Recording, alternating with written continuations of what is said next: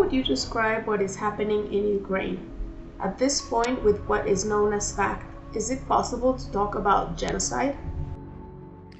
So this is a profound question. As you can imagine, there's a lot of discussion and debate, not only in the public sphere and of course in journalistic accounts, but even among scholars who do this kind of stuff for a living. So we are in debates and discussions about it. I think, let me just say a couple of prefatory things, just to kind of think conceptually, because you very rightly started off by asking conceptual questions and asking how things fit together. And that's really important. The first thing to keep in mind is that genocide, and the way I talked about it earlier, which is the intentional destruction of groups in whole or in part. So it's about group destruction, not just killing and violence and all that kind of stuff. It's about trying to destroy a group. Genocide itself is not a category that is exclusive of other types of violence. So genocide can happen in conjunction with war, crimes against humanity, war crimes, counterinsurgency. Some counterinsurgencies have genocidal phases, like Guatemala in the early 1980s, highly genocidal. But it doesn't mean that these things are exclusive of one another. It's either one or the other. So that's the first point. The second point is that genocide is a process. It's rarely dichotomous in the sense that it's either happening or it's not. It tends to emerge over time. And what I mean by that is if you look at all of even the well-recognized genocides in modern times, genocide emerged out of a sense that political leaders were not already extremist. I'm talking about very extremist political leaders, were not achieving the goals and the ends that they wanted. So they escalated their violence to become exterminationist.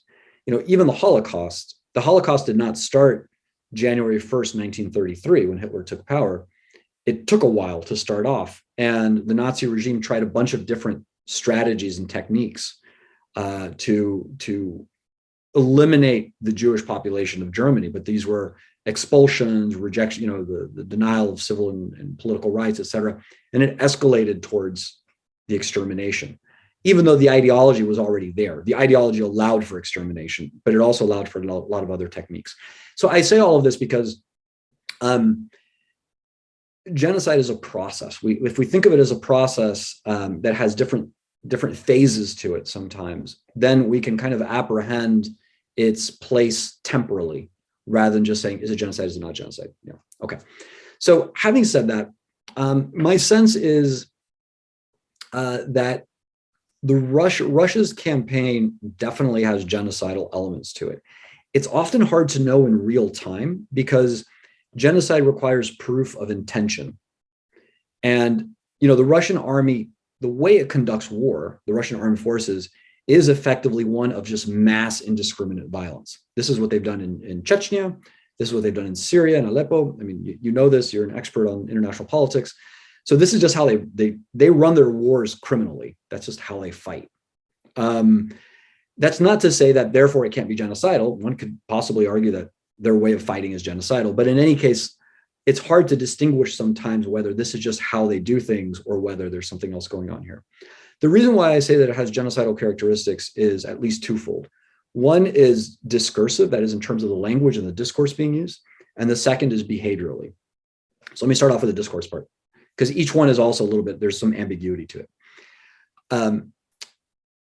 Putin has often stated that there is no such thing as Ukraine, that Ukrainian doesn't exist. Ukraine is Russians who, some of them for one reason or another, have turned against Russia, and they're traitors and they're Nazis and all that kind of stuff.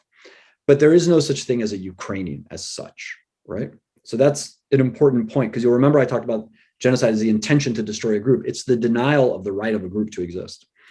We saw Medvedev, who is a former president actually, but also a very high level, still Russian functionary working with Putin, has also talked about how there is no such thing as a Ukraine. This is a lie. It's a fiction created by the West.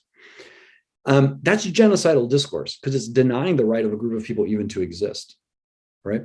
So it's not saying, for instance, that they're political threats or political enemies. It's saying you don't even exist as a people, and we're going to force that truth to happen.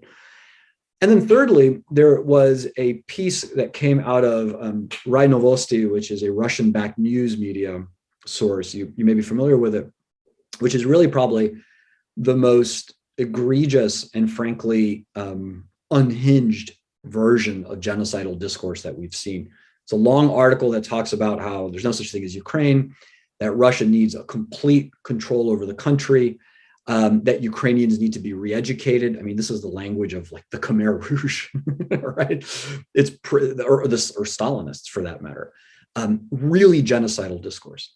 So in that respect, one can read at least part of the intentions of the leadership as one of not only eliminating a perceived military and political threat on the border, but one of eradicating the idea of Ukrainians and kind of a Ukrainian idea. That's genocidal. And this is coming from the top. This isn't talking to some random soldier or something.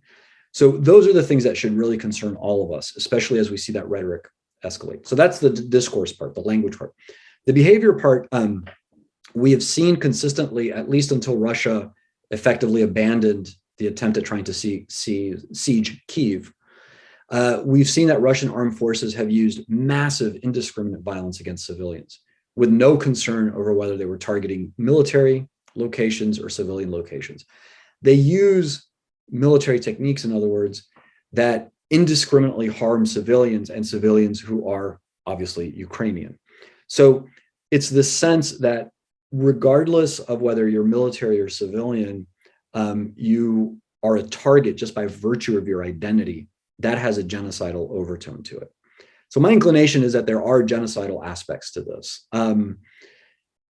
The reason why I don't fully say it's genocide as such is twofold. One, because there's a legal versus kind of a sociological or empirical aspect to it, which is how I would see it as a political scientist. So the legal threshold is very high to prove. It's very hard to prove intentionality. But secondly, of course, Russia has also talked about its strategy was effectively to decapitate the Ukrainian government. That's a much more traditional military aim. You eliminate the political leadership, you implement and force in your own leadership, and now you control the country. That's not necessarily genocidal. It's just political control. It's violent, it's abusive, it's full of all sorts of crimes against humanity and war crimes, but it's a little bit different.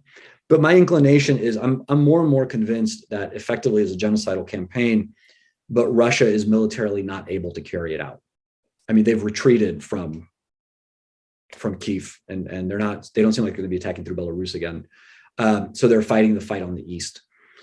But we also, at the same time, need to be careful. I mean, this war started on February 24th. It's not that long ago.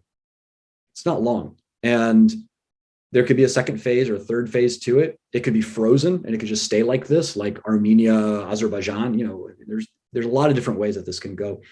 But just because they're not militarily capable of doing something doesn't mean that the intention isn't there. Whether something is genocide or not is, in some senses, it's very important, but in other senses, we shouldn't be waiting for that.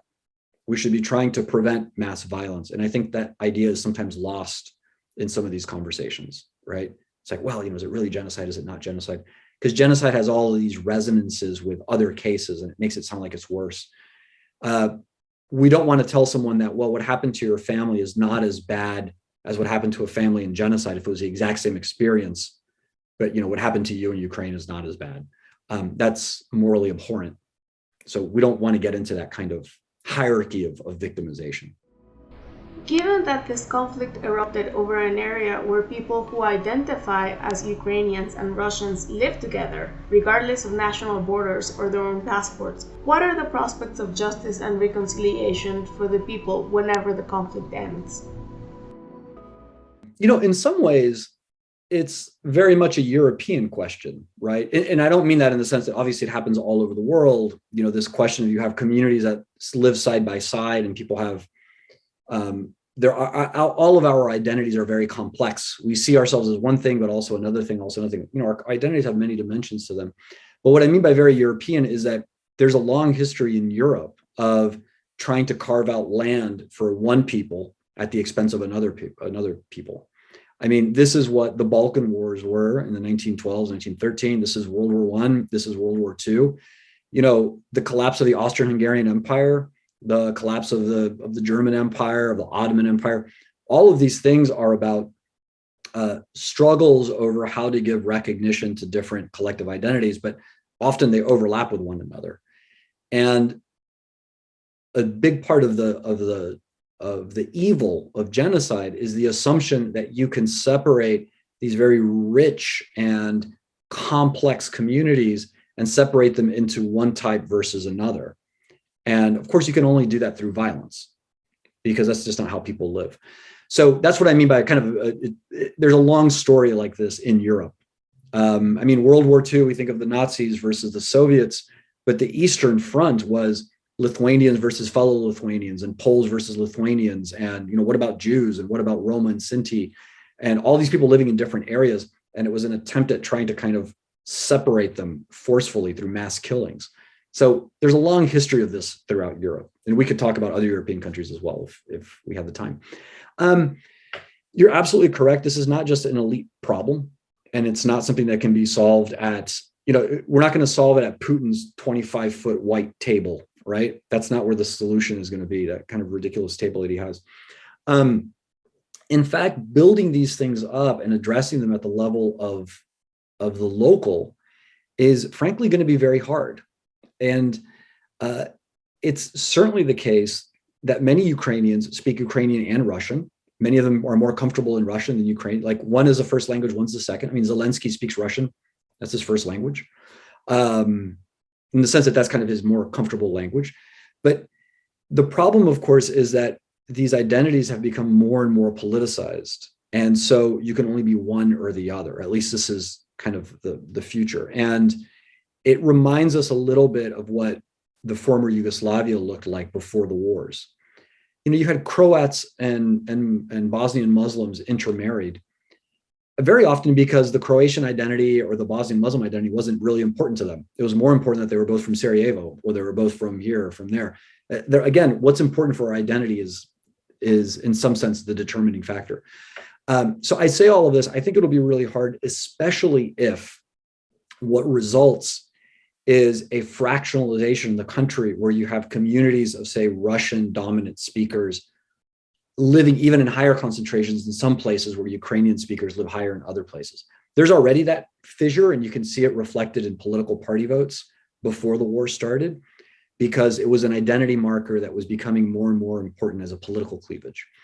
On the ground work, this effectively means the really, really hard civil society work of finding not only points of commonality and emphasizing, you know, these, we may be different in these ways, but we have these other aspects in common. Those aspects in common can be, you can do it by creating institutional frameworks. I'll give you an example in 1 second. Economic frameworks that emphasize economic ties between groups. I'm thinking here just within Ukraine, right? But economic ties, so that we know that normally speaking, people who have strong economic ties tend not to engage in as much violence as people who don't have economic ties.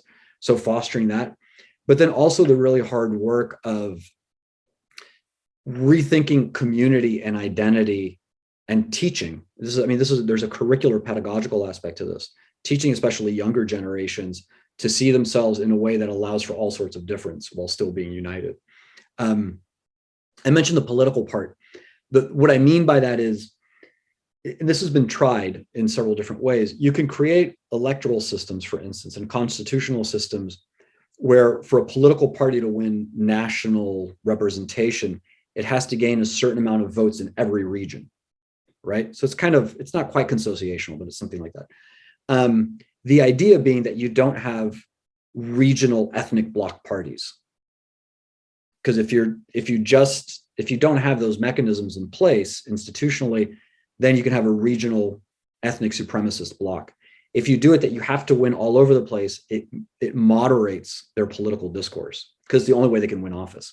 So you can create institutional incentives, but obviously there's a much deeper issue here of norms and values. And it's going to be very hard to reconstruct this, especially if Putin remains in power in Russia. And if you have the rise of a revanchist Russian supremacist successor, which is possible. I mean, we don't know what's going to happen to Putin, right? But he is a Russian supremacist without a doubt. So I think the likelihood of anything like reconciliation at this point is, we're still in the middle of the war. So that's a long-term, multi-year, multi-generation effort. The special institution building you mentioned sounds like some of what was done in the aftermath of Saddam Hussein's ouster in Iraq, where it is still difficult to claim success or failure. How would this look like for Ukraine? It's such a good example. I mean, so Iraq has tried this. Of course, it has several things going against it. One is that you have a security apparatus that's, one, corrupt, and two, still highly ideological. So it's not a national fighting force, right? And when your security apparatus is highly politicized internally, you're not going to be able to control all the units. That, in conjunction with the fact that you have other armed actors in Iraq, is a real problem. And they're organized, they have money, et cetera. So one aspect is the problem of the security apparatus. There just isn't really kind of control over the entire country with a professional security force. The second point, and I think this is going to affect Ukraine in a very different way, but it's going to affect Ukraine, is that the Iraq civil war, much like the Syrian civil war, was an internationalized civil war. When you have a civil conflict that is internationalized, as we call it in political science, the prospects for peace and stability are increasingly harder to achieve. So Iraq, you have Iran, you have the United States, obviously you have some Gulf states. Syria, you have Iran, Russia, the US, UAE, Israel to some small extent, Turkey. So they all have particular military and security objectives, and that magnifies all of the violence inside. This is another way of saying that the domestic solution to these problems is not just domestic. There's all of these outside actors they have to contend with. I mean, it's the same thing in Afghanistan. Ukraine will be the same thing because Ukraine is right up against Russia. There's just no way that one can think about reconciliation and justice efforts without taking seriously what Russia thinks, even in a post-Putin world. I mean, it's just, you're kind of in a bad neighborhood. It should remind us a little bit, people use the language of Cold War right now, but it should remind us a little bit of how during the Cold War, the US and the Soviet Union would fight their proxy wars on the backs of other people. They internationalized civil wars, Central America, et cetera. I mean, you know exactly what I'm talking about. So those make it much harder because there's a lot less leeway. The possible expansion of NATO into Sweden and Finland, which we kind of see on the horizon, all of these things affect the political calculus of the entire neighborhood, so to speak, regardless of how one feels about NATO expansion, which fascinating question, but a separate one. So does that kind of make sense? So, I mean, you're absolutely right. There's this domestic question about trying to create incentive structures that ameliorate or mitigate radicalization. But at the same time, if you have so much external pressure, that just creates a security threat. You can't stop it if the Americans are constantly sending weapons into Iraq, but so are the Iranians. Same thing with Afghanistan. So. What happens in cases in which the violence is diffuse, where there is no actual war, but there has been clear protracted violence? How do countries in this type of scenarios move forward, and how are justice and reconciliation achieved? So I'm thinking about Mexico here. I think, going back to the point I made earlier and that you just underscored, I think that part of the challenge, of course, is it's hard to understand even what kind of conflict it is, because it has changed over time, but it's not a classic civil war or interstate war or anything like that. And that raises questions about how it's framed. Depending on how you frame a conflict, different framings imply different solutions or responses. So, Mexico, for a while, going back now 15 years or so, there was the whole attempt at kind of decapitating the kingpins of the cartels. That was one particular attempt, and having a really strong security state and using the security apparatus in a really robust way. And then, of course, AMLO said he was going to change that, but there's still a component of that without a doubt, and creation kind of a new security force. Different framings, again, offer different solutions. I think when we're looking at countries that have an ongoing significant set of human rights violations at a very high level, and it's just sustained, we need to ask ourselves kind of what are the causes of this? Well, needless to say, one of the problems in the Mexican case is not just, it's not even one that there isn't enough military force applied. It's that there is just significant corruption. And it is difficult to actually ensure that the policies that are kind of pro-justice or pro-social policies are being implemented. I mean, there's just enormous insecurity. State presence is very uneven. And when there is state presence, sometimes it's only security presence. So you have corruption that affects the security apparatus, but also the political leadership, even just kind of regionally and municipally and all these things. So that is a nightmare. The security problem also, when things are framed as a security crisis, there's a tendency to suspend rules and suspend civil and political rights. I mean, we see this in El Salvador right now. This is kind of the classic example where we can only solve the problem violently, so we need to suspend all these other rights. But it means basically that if that's the emphasis, and there is not an emphasis on thinking, for instance, about how to strengthen communities, how to strengthen the social networks and methods of protection for civilians, then it's hard to see any kind of significant advancement. Undoubtedly, there is the added problem that the kingpin decapitation technique ended up fragmenting the entire kind of political criminal spectrum. So it's just more different groups to fight against. Mexico, my understanding from the reports I've read, and you may know much more about this than I do, but my understanding is also there's been a dearth or a lack of good quality, dependable intelligence information sometimes. And even when it does exist, then people aren't apprehended, they're not put on trial. So you have a judicial system that doesn't work effectively at all, an investigative police system that doesn't really work, and you have a security apparatus that generally has a great deal of impunity and widespread corruption. So there needs to be really significant professionalization of security apparatus. That's very hard to accomplish.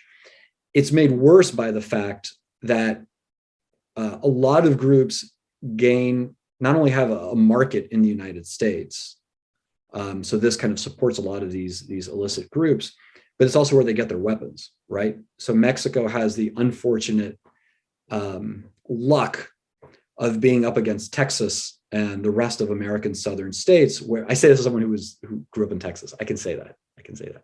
Grew up in Latin America, but also in Texas. But it is unfortunate because they have such lax weapons laws. And we know that this is really kind of integral to sustaining the violence inside of Mexico. Those things have to be brought under control, but that's partly a product of American domestic politics. So from a Mexican perspective, I would say, there needs to be much greater professionalization of the security apparatus, the investigative process, the prisons, the judiciary, undoubtedly, but also dealing with questions of corruption, and then focusing much more systematically, but on regional plans of social well-being, kind of building up communities. I mean, these types of organizations and groups tend to flourish in areas where there's already significant economic despair, right? And they've kind of taken off from there. So it's pretty hard to do. Again, we have a sense of what those different techniques would involve, but the Mexican political spectrum right now strikes me as pretty fragmented itself, or at least very polarized. Let's put it that way.